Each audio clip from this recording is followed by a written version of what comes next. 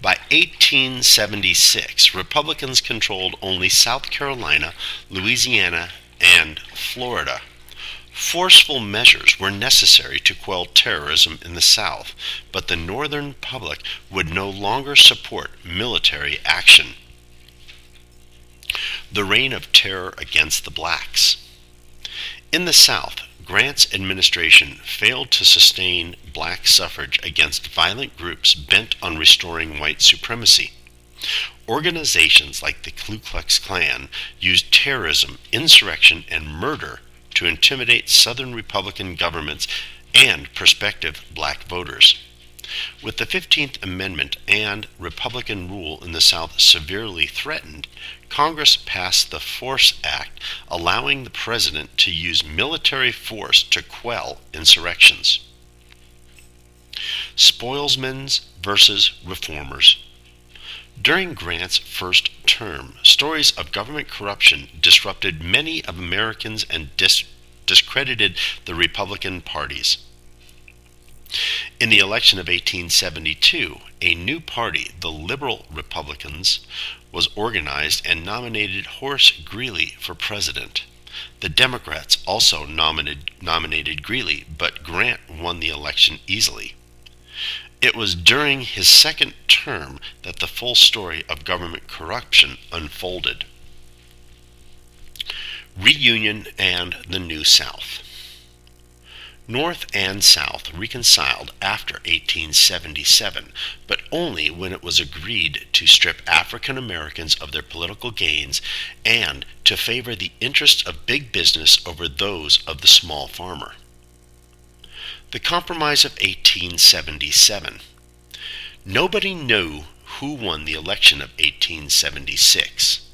Democratic candidate Samuel Tilden got most of the popular votes, but there was so much dispute about the electoral votes that Republican Rutherford B. Hayes had a chance.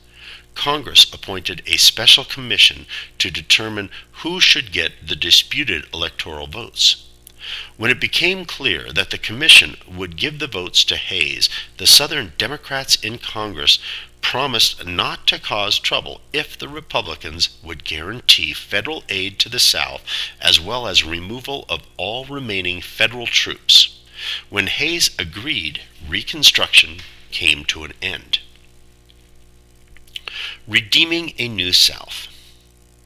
The men who replaced the Republicans in running the South, the Redeemers, were more interested in commerce or manufacturing than in agriculture.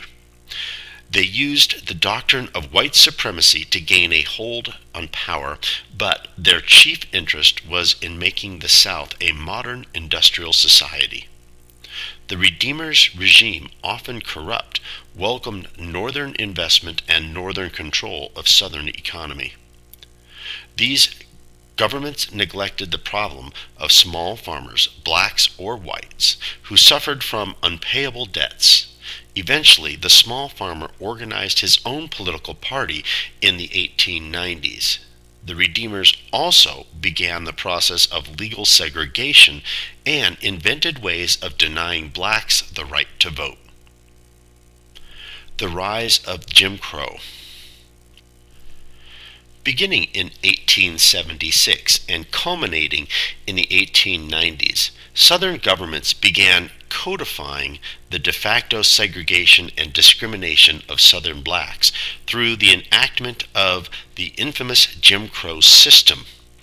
Economic and physical coercion, including hundreds of lynchings in the name of Southern white womanhood, effectively disenfranchised people of color, while the convict lease system reduced blacks convicted of petty crimes to a system of forced labor that was often more cruel than slavery.